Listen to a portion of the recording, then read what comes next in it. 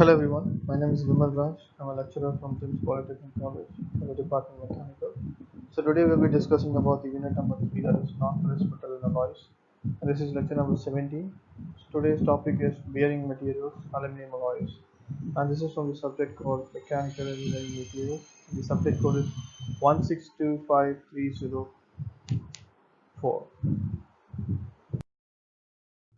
The contents for today's lecture is bearing materials, aluminum alloys.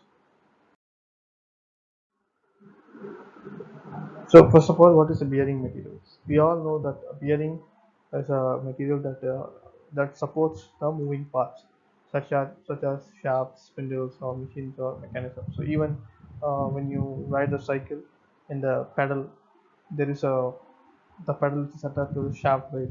So there is a ball bearing will be there. So when you pedal it, it goes 360 degrees, right? So when you pedal that 360 degrees, it should not have that wear or tear, right? So if it's not rotatable, means you cannot pedal. So something has to be there in order to reduce the friction, so in order to have friction, reduce the friction, so that in order to possess the low coefficient of friction, we are using this bearing. So that is called the bearing. So bearing may be classified as rolling contact bearing and plain bearing. So basically bearing is there in order to in order to support the moving parts and to reduce the coefficient of friction, okay, in order to reduce the friction, and also in order to have a high compressive strength also. So rolling contact bearings are almost invariant by made of steel that can be hardened after machining. Both plain carbon and alloy steel are employed for different applications. So for making plain bearing, an extremely wide range of material is available, and we'll be discussing that is the below. So first one is the property of bearing material. So basically the properties are it possesses a low coefficient of friction in order to reduce the friction, and in order to provide a hard wear resistant surface with a tough core, and to have a high compressive strength. For that also it is used. Have high fatigue strength, and should be able to bear shock and vibration. And next one is to possess high thermal conductivity and dissipate heat generated due to friction between the bearing and the rotating shaft.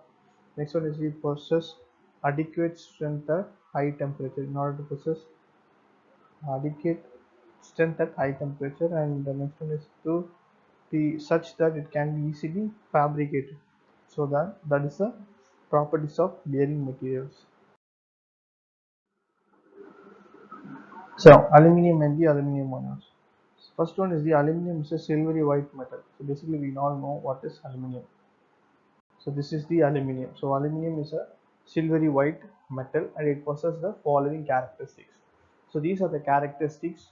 So basically it is a lightweight metal. So many of you guys would have lifted a aluminum material, right? It is very light in weight, and which is with a density about third that of steel and brass. So that is which is very light.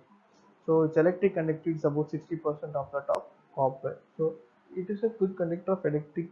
I mean, it's a good conductor of electricity, but it's about only 60% of that copper. It's not like copper or like brass. So brass is not a good conductor of thermal or electric thing, but copper is a good conductor of electricity. So when you compare aluminum with the copper, it is about 60% of copper, and it has a high thermal conductivity. So we all know that in cooking, in baking, and all, they use this aluminum trays only. They will not use the copper or stainless steel or something like that. They use this aluminum tray because it's a good conductor of. It has a high thermal conductivity, so that any cooking process can be carried out with the aluminum, so that the conductivity will be more. So another thing is it is ductile and malleable. So it can be the shape can be changed without any breakage, and can also be rolled into sheets. And it has non-magnetic and non-sparking in character. So basically it doesn't have a magnetic property. We all know that it doesn't have a magnetic property. Even if you keep a magnet near to aluminum tray or something like that, it will not stick. And easily formability and machinability. So easily it can be formed in any shape, as well as it can be machined, so it will not break or tear. So it is a good conductor of heat. So we all know that it's a good conductor of heat. That's the reason they use it in the baking, all these things.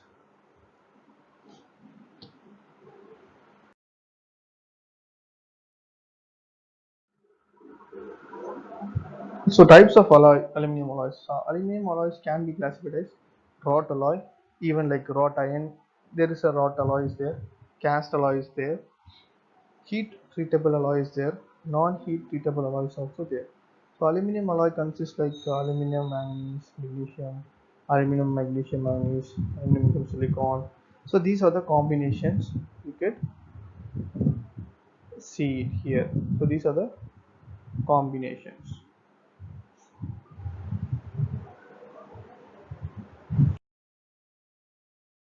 So percent composition of few flow tolerance are 4.4% of copper, 0.6% of manganese, sorry magnesium, manganese, and 1.5% of manganese, magnesium, and balance aluminium. So this is called the duraluminum. So basically they call it as duraluminum. And here it's 0.2 per 12, 0.1, I mean 0.12% of copper, 1.2% of manganese, and the remaining is aluminium. So this is manganelium,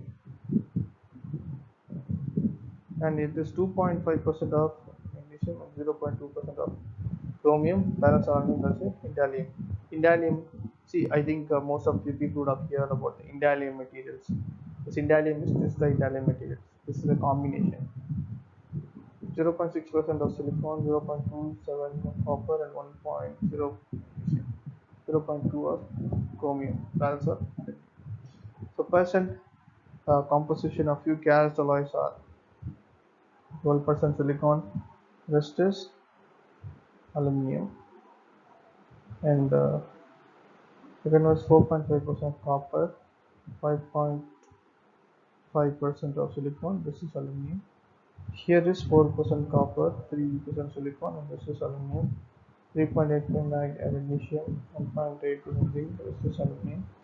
Percent composition of few heat treatable alloys are, these are the combination. See, I don't want to repeat it, don't want to read out just like that, because I know it's boring for you guys as well as for me. So we'll just, you just guys see it, I'm just marking it so that you can see the combinations. So different alloy has a different type of combinations of metal basically, in order to improve the durability, corrosion, so many things, so many factors are there. So in order to do that, we're using it. And there is a percent composition of few non-heat treatable alloys are, these are the things.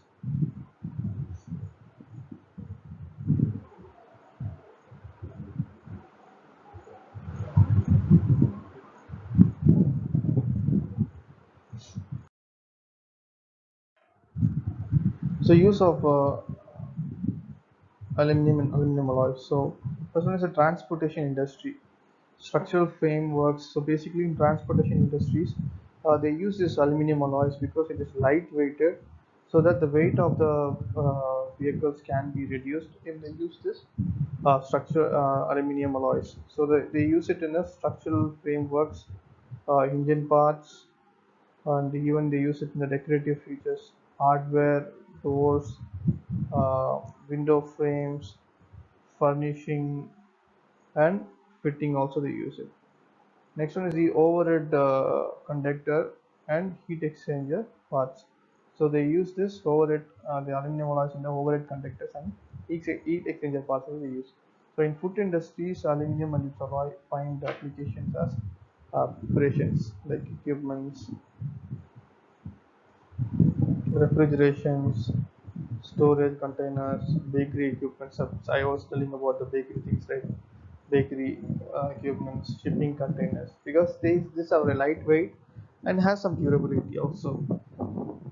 Sargonic applications as a heavy duty structure such as traveling crane, hoist, conveyors, support, bridges.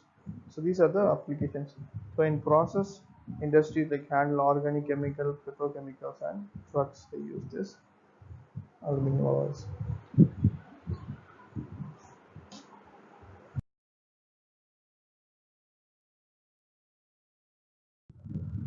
So magnesium and magnesium alloys. So magnesium is a silvery white metal and has the lowest density of the common structural materials. So properties are high strength to weight ratio. So basically, it has a good strength in the weight ratio, good fatigue strength, and good dimensional stability in service, good damping capacity, relatively high electric conductivity. So this is having a high electric conductivity, and also has high thermal conductivity like copper. Uses for making parts such as airframes, engines. So they use this magnesium alloys. Gearbox. See, in our vehicle we see that gearbox also these are made with the gearbox of this magnesium alloys.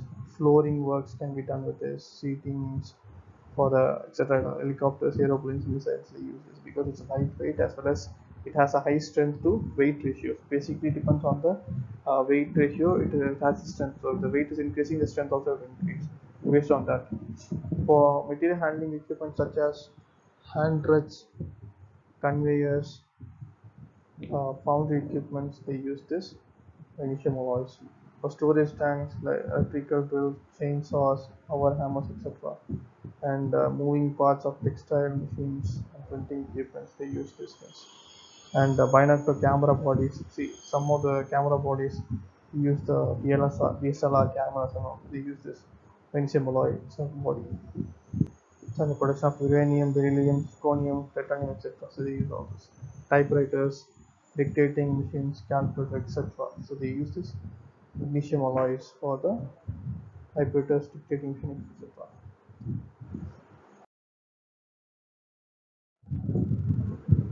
Type of magnesium alloys. It is a Dow metal, so it contains 90% of magnesium, 10% of aluminium. So basically, this Dow metal has the 90% of magnesium and 10% of aluminium, and a small addition of manganese. So it is used in aircraft industry and automobile industry. So basically, these are used in the aircraft industries and automobile industry because of the lightweight and it has high strength because on the based on the weights, right? So it has that strength, so it is extremely hard and can welded and machine. So it is extremely hard. So that's a point we have to keep it in our mind. And it can also be welded and machined. Cast alloys of magnesium. So aluminum is 8%, zinc is 0.5%, manganese is 0.5 mg is balanced. So this is the cast alloy. So this is the combination, and this is the wrought alloy of magnesium. You can see it. Okay.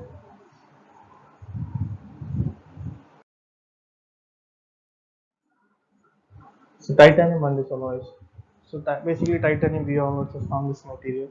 So characteristics, they are 40% lighter than steel and 60% heavier than aluminum. So which is somewhat lighter than steel, but 60% heavier than aluminum. It's not light as aluminum, but it's heavier than 60% like aluminum. The combination of moderate weight and high strength gives titanium alloy the highest strength to weight ratio of any structural metal. So that means titanium has the highest strength to weight ratio of any structural metal. So any structural metal, even it could be an iron also. So based on the weight ratio, the highest strength where a metal can have is titanium. Okay, so melting point of titanium higher than iron. So the melting point is there comparatively higher than iron, and it has a low thermal conductivity. So the heat, uh, it cannot heat cannot pass just like that in thermal. So that's the reason. Even in the movie called Avengers, the Captain America will be using this titanium. So that's the reason he can even have an impact of an atom bomb, a bomb like that, bombs and all, because it has a good strength as well as it has a low thermal conductivity.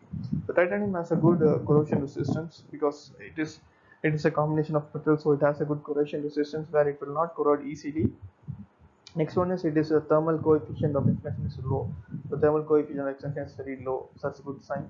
and its electrically sensitive is also high. So electrical sensitive resistivity are too also high, means the electrical things cannot pass easily. It cannot pass. Types of titanium alloys: alpha alloys, beta alloys, and alpha and beta alloys.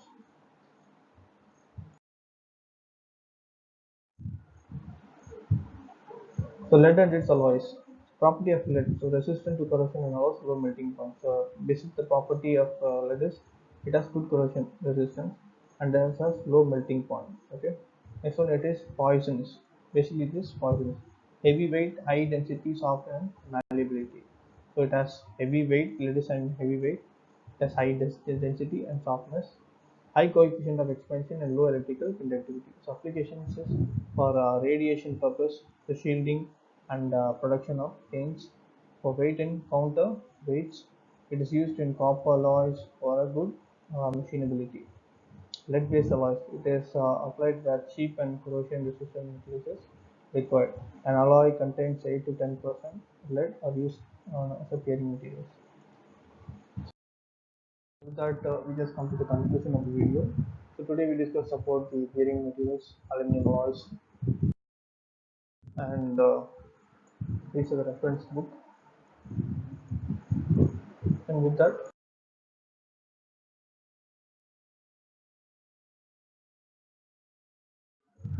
we are just concluding the video. Thank you guys.